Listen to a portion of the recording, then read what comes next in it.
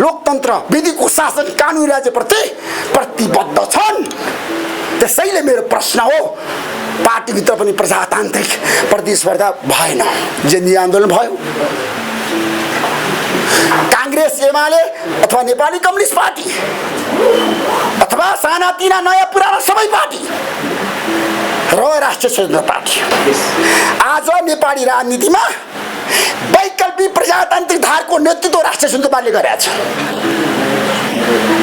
किन राष्ट्रिय स्वतन्त्र पार्टीलाई जनताले मन पराए? यो चुनावका परिणामको बारेमा धेरै चर्चा गर्न चाहन्न। पर्खर हेरको नीति छ, पर्खर हेर। भारत, चीन, अमेरिकाले साथ दिएको छ बालेन शाहलाई, तर चीन र भारतले, अन्तर्राष्ट्रिय समुदायले, युरोपियन युनियनले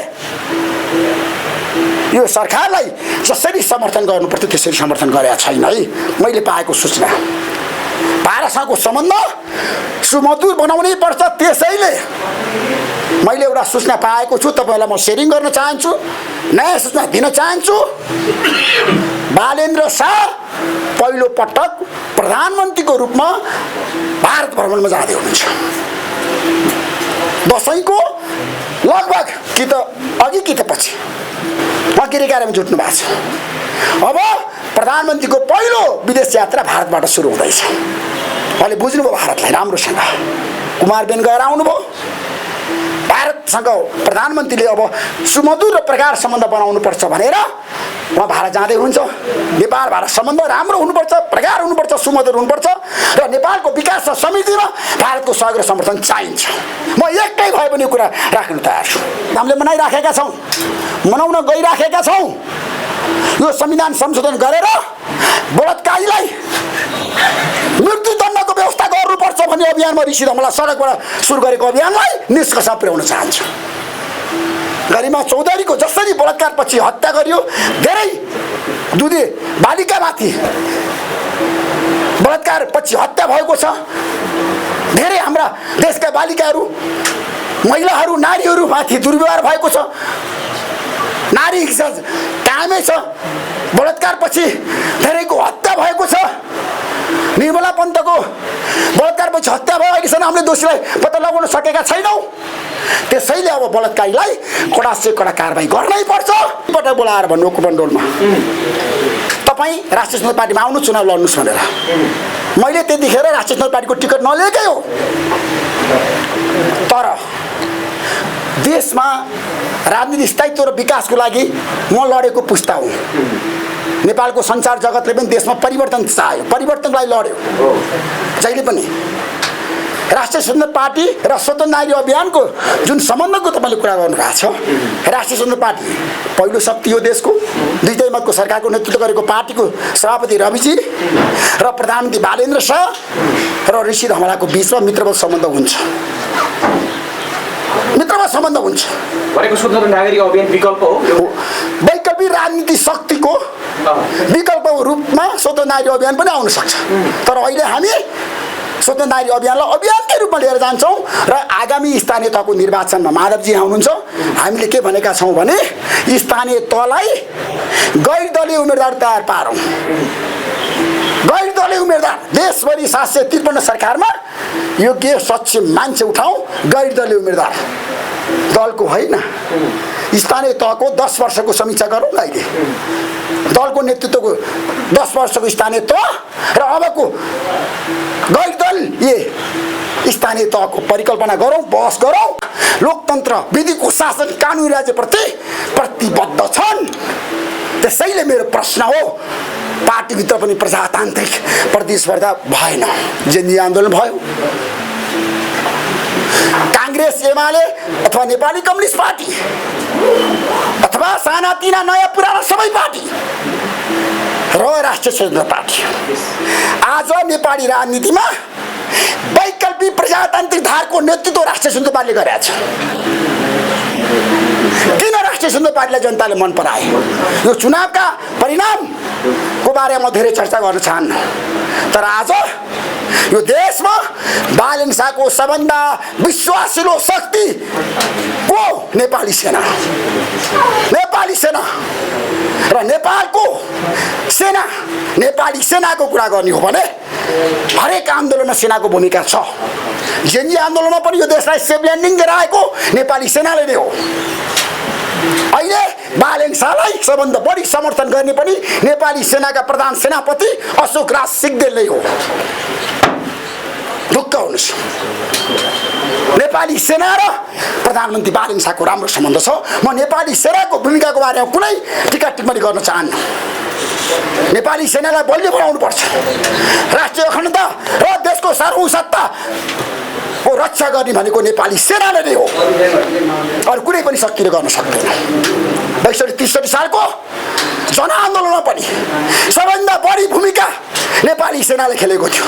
राजाको कदमलाई पनि साथ नदिएर जनता सडकमा आइसकेपछि सेनाले भनेको थियो जनताको निर्देशन मान्नुपर्छ, राजाले लोकतन्त्र दिनुपर्छ भनेपछि वैशाख 11 गते राजाले लोकतन्त्र दिएको देशलाई। नेपाली सेना भनेको लोकतन्त्रप्रति प्रतिबद्ध शक्ति हो, विधिको शासनलाई मानेको शक्ति हो नेपाली सेना। त्यसैले आज म भनिराखेको छु, प्रधानमन्त्रीको सबभन्दा विश्वासिलो शक्ति भनेको आजको दिनमा नेपाली सेना हो। राष्ट्रिय स्वतन्त्र पार्टी र प्रधानमन्त्रीको बिचको सम्बन्धको बारेमा अहिले टिका टिप्पणी गर्न चाहन्न। मलाई थाहा छ, म भित्री कुरा बाहिर ल्याउन पनि चाहन्न। अहिले मसँग धेरै सूचना छ। म राष्ट्रिय स्वतन्त्र पार्टीको वरिष्ठ नेता बालेन्द्र शाहको नेतृत्व सरकारले 5 वर्ष काम गर्न पाउनुपर्छ। देशमा विधिको शासन चाहिन्छ। लोकतान्त्रिक मूल्य र मान्यता अनुसार यो सरकारले जनताको लागि काम गर्नुपर्छ, देशको लागि काम गर्नुपर्छ, देशमा विकास हुनुपर्छ, युवाहरूले रोजगारी पाउनुपर्छ। आज युवाहरूले रोजगारी पाएका छैनन्।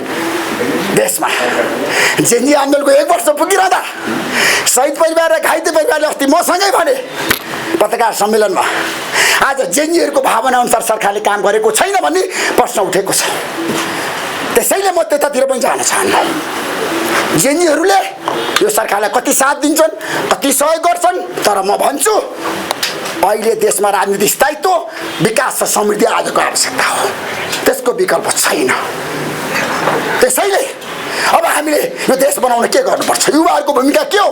सञ्चार जगतको भूमिका के हो?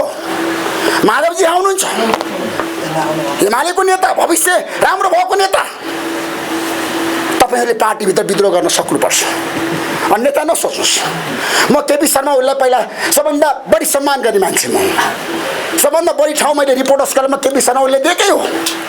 मैले उहाँलाई हरेक कदममा जस्तो उहाँले संविधान सभाबाट संविधान ल्याउनको लागि महत्त्वपूर्ण भूमिका निर्वाह गरेकै हो, मैले त्यतिखेर उहाँलाई समर्थन गरेकै हो।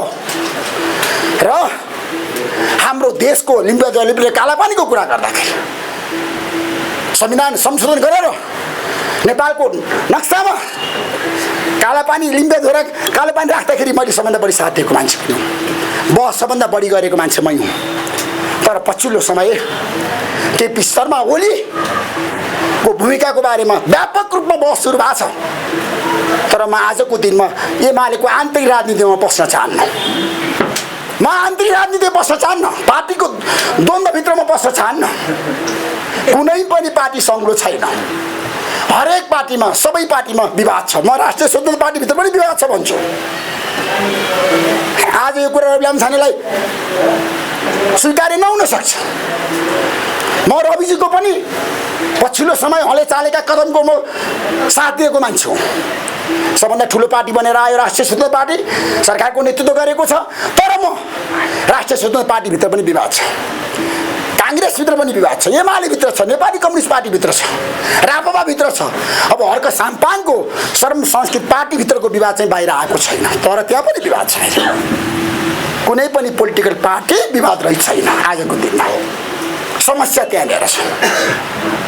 त्यसैले पत्रकार साथीहरू, अब यो सरकारले र प्रतिपक्षले गर्नुपर्ने कामको बारेमा कुरा गरेर म आफ्नो कुरा टुङ्ग्याउँछु।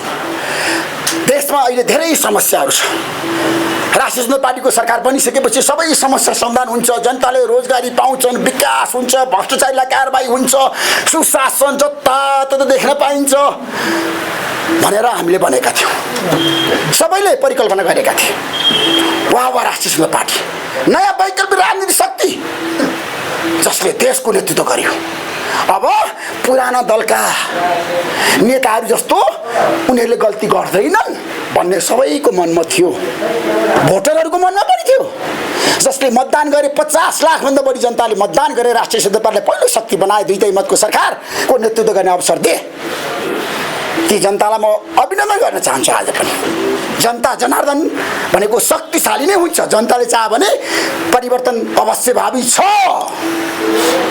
जनता शक्तिशाली छ। हाम्रो देशमा 240 वर्षको राज संस्था पनि जनताले फालेको, राणा शासन पनि जनताले फालेको, पञ्चायती व्यवस्था पनि जनताले फालेको हो र जेनजी आन्दोलन पनि जनताले गरेको, युवाले गरेको, दुई दलको शक्तिशाली सरकारलाई पनि जनताले फालेको। अब अहिले राष्ट्रिय जनता पार्टीको नेतृत्व सरकारलाई जनताले के गर्छ? राजनीतिक स्थायित्व आजको एजेन्डा हो। अर्थमन्त्री सोनु माग्लेले बजेट ल्याउनु भयो। मैले जेठ 15 गते नै प्रतिक्रिया दिएको छु। हेर्नुहोस् तपाईँ गएर मैले भनेको थिएँ शिक्षा र स्वास्थ्यमा ट्याक्स लगाउने अर्थमन्त्रीलाई जनताले मान्दैनन् भनेको थिएँ मैले।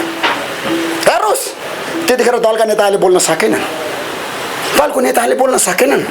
मैले भनेको छु म स्वतन्त्र नागरिक अभियानको म नेतृत्वकर्ता, स्वतन्त्र नागरिक अभियानको म नेतृत्वकर्ताको नाताले नागरिक आन्दोलनलाई बलियो बनाउनु पर्छ भनेर मैले नेतृत्व लिइरहँदा मैले भनेको थिएँ, स्पष्ट रूपमा भनेको थिएँ, अर्थमन्त्री तपाईँले गल्ती गर्नुभयो। स्वास्थ्य र शिक्षामा ट्याक्स लगाएर पुराना दलका शीर्ष नेताहरूले त गर्न सकेनन्, शिक्षा र स्वास्थ्यलाई निःशुल्क गर्न सकेनन्। तपाईँले स्वास्थ्य र शिक्षालाई निःशुल्क गर्नुपर्छ भनेर मैले भनेको थिएँ, उल्टो ट्याक्स लगाइदिनु भयो। व्यापक विरोध भयो, बाध्य भएर सरकार ब्याक भयो। बालन साले सोसल मिडियामा लेख्नुभयो, फेसबुकमा लेख्नुभयो, अब खारेज गर्नुभयो स्वास्थ्य र शिक्षामा लगाएको ट्याक्स। अब म भन्छु बिजुलीमा 5% भ्याट लगाउनु भएको छ, त्यो पनि खारेज गर्नुहोस् अर्थमन्त्री। अब स्वतन्त्र नागरिक अभियान सडकमा आइसकेको छ।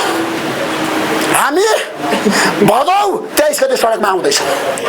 हामी सकारात्मक सोच राखेर आउँछौँ। फेरि सरकारलाई बलियो बनाउने, सरकारलाई जवाफदेही बनाउने, सरकारलाई जनताप्रति छ नि जवाफदेही र इमान्दारीका साथ काम गर भनेर हामी खबरदारी गर्दैछौँ। हामी सरकार ढाल्न होइन, सरकार परिवर्तन गर्न होइन, हामी यो सरकारलाई जवाफदेही बना है, जनताप्रति जवाफदेही बना भनेर हामी आउँदैछौँ, सडकमा आउँदैछौँ र बिजुलीमा लगाएको 5% भ्याट खारेज गराएर छाड्छौँ। हामी ढुक्क हुनुहोस्। जनतालाई म भन्न चाहन्छु, जनताले निःशुल्क बिजुली बाल्न पाउनुपर्छ भन्ने नारा लिएर जानुपर्छ हाम्रो देशमा। अब जनसङ्ख्याको दोस्रो धनी देश नेपाल, नेपालले उत्पादन गरेको बिजुली त नेपाली जनताले निःशुल्क बाल्न पाउनु पर्यो नि। अनि जनताले बालिसकेपछि भारतलाई बेचौँ, बङ्गलादेशलाई बेचौँ, अनि नेपाललाई सम्पन्न बनाऊ। त्यसैले स्वास्थ्य र शिक्षा त निःशुल्क हुनैपर्छ। त्यसै गरी मैले अर्थमन्त्रीलाई भनेको छु, तपाईँ जमिनलाई हेर्नुहोस् है, जमिनलाई हेर्नुहोस् भनेको छु मैले।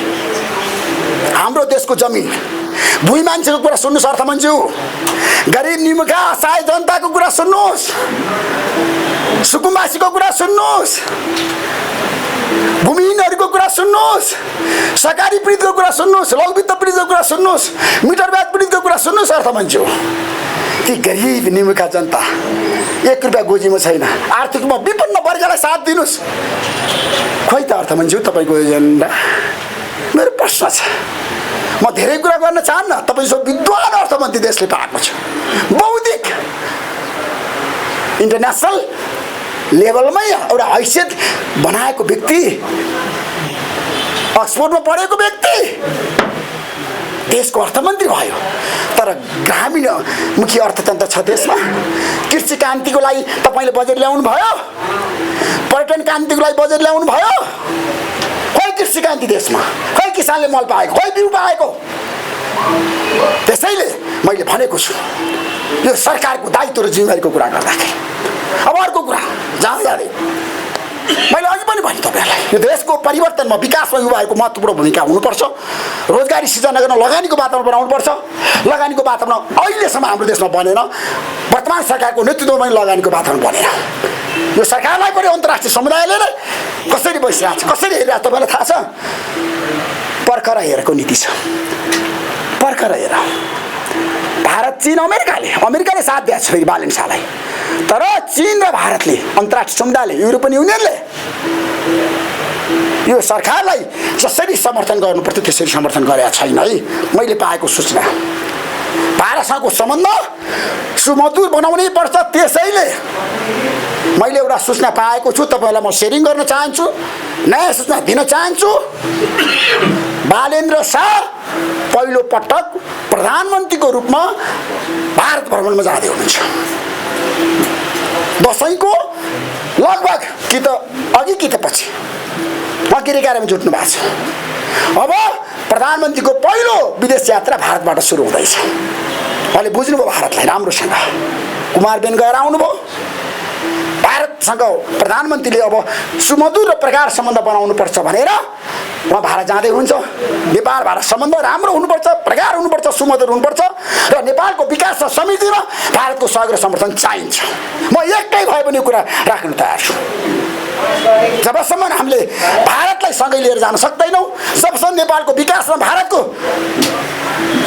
सहयोग र समर्थन हुँदैन, देशले प्रगति गर्दैन। ढुक्क हुनुहोस्, यो कुरा म जीवनभरि भनिराख्नेछु, एक्लै भए पनि भनिराख्नेछु। नेपालको विकास र समृद्धिमा भारतको सहयोग र समर्थन चाहिन्छ। हामीले भारतीय प्रधानमन्त्री नरेन्द्र मोदीलाई वर्षमा एकपटक नेपाल ल्याउन सकेको भए पर इयर प्रत्येक वर्ष भारतबाट 50 लाख पर्यटक आउँथ्यो। 50 लाख पर्यटक आउँथ्यो। अहिले मुक्तिनाथमा हेर्नुहोस् त, 50 लाख पर्यटक भारतबाट आयो भने नेपालको विकास हुँदैन? त्यहाँ 1,40,00,000,000 जनसङ्ख्या छ भने 50 लाख पर्यटक यदि भारतबाट आयो भने, 30 लाख चीनबाट आयो भने अनि नेपालको विकास, उन्नति, समृद्धि अगाडि बढ्दैन। देशले छ नि प्रगति गर्दैन, पर्यटन क्रान्ति सुरु हुँदैन। अब त्यस्तो एजेन्डा चाहियो। देश बनाउने भनेको पर्यटन क्रान्ति हो, कृषि क्रान्ति हो, ऊर्जा क्रान्ति हो। अब किसानहरूलाई अत्याधुनिक प्रविधि दिने हो र युवाहरू गाउँ फर्किने हो। म त गाउँ फर्कन तयार छु। माधवजी पनि गाउँ फर्कन तयार हुनुहुन्छ। तपाईँ रामेछाप जानुहोस्, म धादिङ जान्छु, त्यहाँबाट कृषि क्रान्ति सुरु गर्नु सुरु गरौँ। किसानलाई अब हामीले बलियो बनाऊ, किसानलाई सुविधा सम्पन्न बनाऊ, मेरो प्रश्न भनेको। त्यसैले अब प्रतिपक्षको भूमिका सशक्त हुनु पर्यो। भोलि प्रधानमन्त्रीले विधिवत रूपमा पहिलो पटक उहाँ प्रधानमन्त्री बनेको 5 महिनापछि अब उहाँले सांसदहरूको प्रश्नको जवाफ दिँदै हुनुहुन्छ। भोलि प्रधानमन्त्रीले भोलि जवाफ दिइसकेपछि माधवजी प्रतिपक्षको भूमिका कस्तो हुन्छ हामी हेरौँला। तर प्रतिपक्ष सशक्त भएन, केपी शर्मा ओली, प्रचण्ड, गगन थापा, हर्का साम्पाङ, राजेन्द्र निङ्देललाई म भन्न चाहन्छु, प्रतिपक्षहरू अब सशक्त रूपमा आउनु पर्यो, जनताको एजेन्डा बोक्नु पर्यो र बालेन शाहले गरेको राम्रो कामको प्रशंसा गर्नु पर्यो, गलत कामको खुलेर विरोध गर्न सक्नु पर्यो। जनताले खोजेको त्यही हो। त्यसैले अब देशलाई बनाउनु पर्छ, देश बन्नुपर्छ, देशमा विकास हुनै पर्छ, युवाहरूले रोजगारी पाउनै पर्छ। त्यसको लागि एउटा पहल गरौँ, एउटा अभियान अगाडि बढाऊ। लोकतन्त्रको विकल्प लोकतन्त्र हो। हाम्रो देशमा अब संविधान संशोधन गरेर संविधान संशोधन गर्नुपर्छ। अब असोज 3 गते संविधान दिवस हामीले मनाइराखेका छौँ, मनाउन गइराखेका छौँ। यो संविधान संशोधन गरेर बलात्कारीलाई मृत्युदण्डको व्यवस्था गर्नुपर्छ भन्ने अभियानमा ऋषि धमला सडकबाट सुरु गरेको अभियानलाई निष्कर्षमा पुर्याउन चाहन्छु। गरिमा चौधरीको जसरी बलात्कारपछि हत्या गरियो, धेरै दुधे बालिकामाथि बलात्कारपछि हत्या भएको छ, धेरै हाम्रा देशका बालिकाहरू, महिलाहरू, नारीहरूमाथि दुर्व्यवहार भएको छ, नारी हिंसा कायमै छ, बलात्कारपछि धेरैको हत्या भएको छ। निर्मला पन्तको बलात्कारपछि हत्या भयो, अहिलेसम्म हामीले दोषीलाई पत्ता लगाउन सकेका छैनौँ। त्यसैले अब बलात्कारीलाई कडा से कडा कारबाही गर्नै पर्छ। त्यसको लागि संविधान संशोधन गरेर संविधानमा मृत्युदण्डको व्यवस्था गर्नुपर्छ।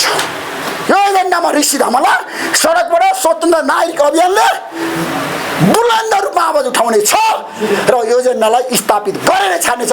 Thank you so much. नमस्कार। सबैलाई धेरै धेरै धन्यवाद दिँदै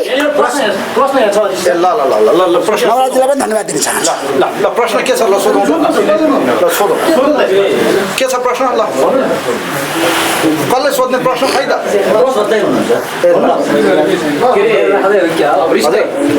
अब स्वतन्त्र नागरिक अभियानबाट हुनुहुन्छ हजुर होइन?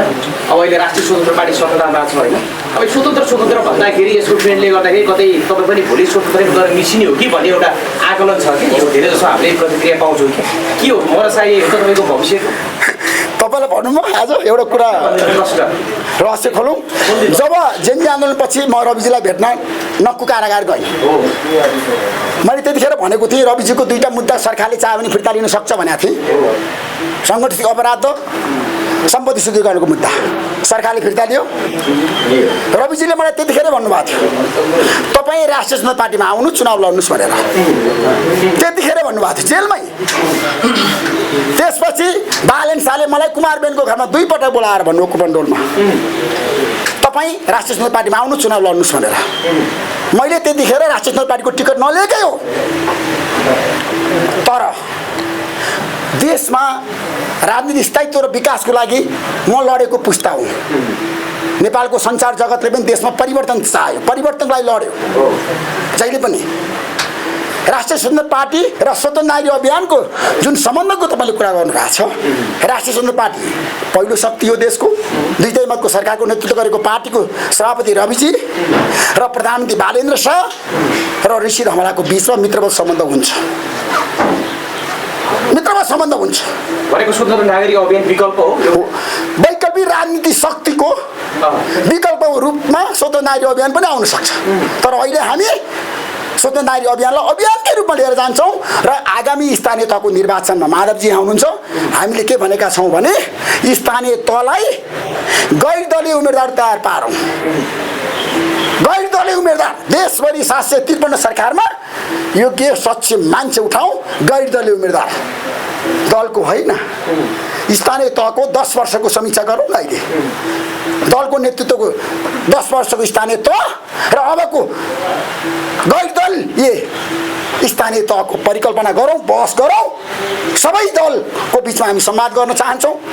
हामी केपी शर्मा ओली, गगन थापा, शेरबहादुर देउवा, प्रचण्ड माधव नेपाल, हर्क साम्पाङ, राजेन्द्र निगदेल, ज्ञानेन्द्र साई सबैसँग हामी कुरा गर्छौँ। रविलाम छाने, बालेन शाह सबैसँग कुरा गरेर हामी भनिराखेका छौँ स्वतन्त्र नागरिक अभियानको एउटा बटम लाइन छ आगामी निर्वाचनमा गैर दलीय उम्मेदवार तयार गर्नुपर्छ। संविधान संशोधन भएन भने चाहिँ के गर्ने? संविधान संशोधन असम्भव छँदै छैन।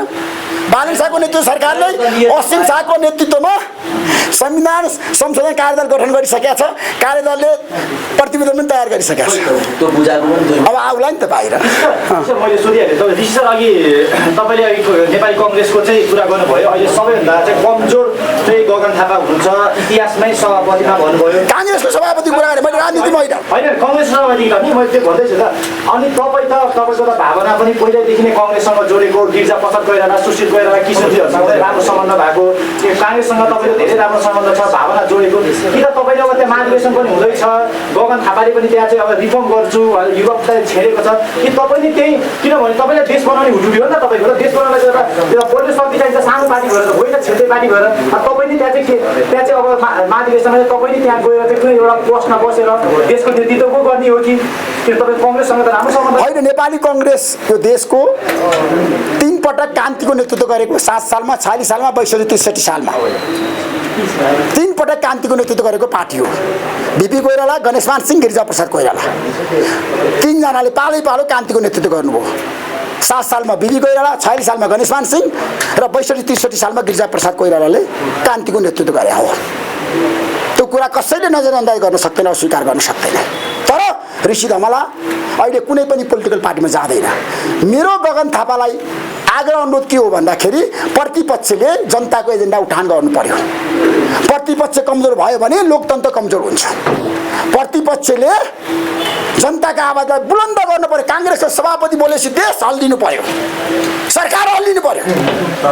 गिरिजाप्रसाद कोइरालालाई बोल्दाखेरि यहाँ माधवजी हुनुहुन्छ। एउटा कुरा म तपाईँलाई प्रसङ्ग जोड्न चाहन्छु।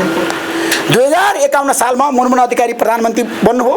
म उहाँलाई अत्यन्त सम्मान गर्ने मान्छे। उहाँको काखमा बसेर हुर्केर आएको पुस्तामा मदन भण्डारीलाई मोमो खुवाएर आएको मान्छे म दृष्टिमा काम गर्थेँ। म दुवै नेतालाई अत्यन्त सम्मान गर्ने मान्छे। 9 महिनाको सरकारको कुरा आयो, मनमोहन अधिकारीले राम्रो काम गर्नुभएको थियो। गिरिजाप्रसाद कोइरालाले सम्पादक समाजमा त्यतिखेर रिपोर्टर्स क्लब खुलेको थिएन। यो सरकारलाई म मनमोहन अधिकारीको सरकारलाई फुलेर ढालिदिन्छु भन्नु। निकै चर्चा भयो त्यस कुरा, निकै चर्चा भयो। राष्ट्रिय राजनीतिमा व्यापक बहस भयो र सरकार पनि ढल्यो। मैले भन्न खोजेको के भन्दा प्रतिपक्ष भनेको त्यति शक्तिशाली हुनुपर्छ, ट्याक्टिकली उसले मुभ गर्न सक्नुपर्छ, अनि मात्र त्यो प्रतिपक्ष हुन्छ। मेरो आशय त्यो हो क्या।